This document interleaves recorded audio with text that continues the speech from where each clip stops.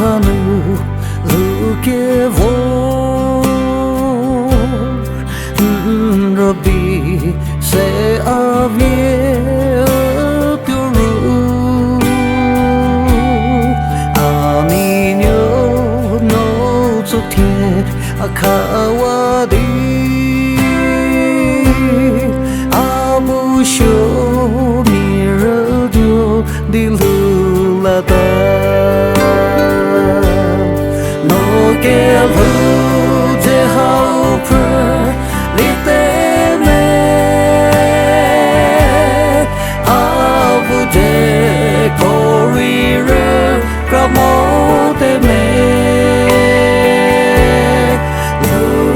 kesa zeta dzeko rükrala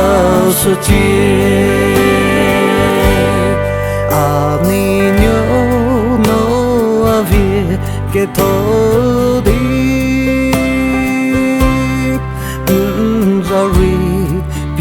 Neitsivonuo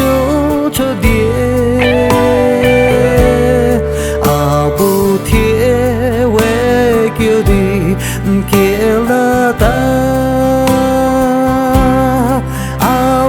lelie molie Neitsivonuo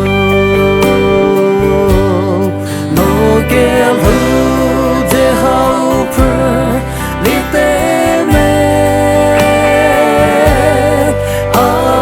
dzeko rükramo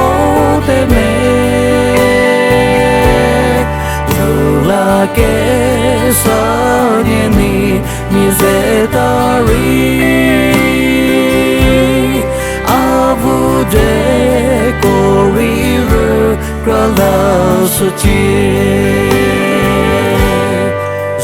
huoyo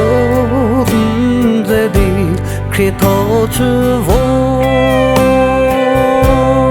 kethoü molie huoyo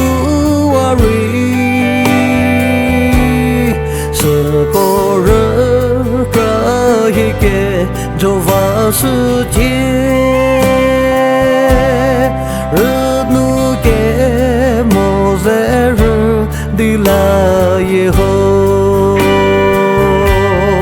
no kelhou dzeko phrülie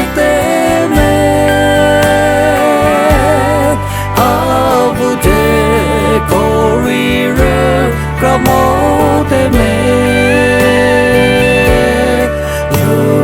kesa zeta dzeko rükrala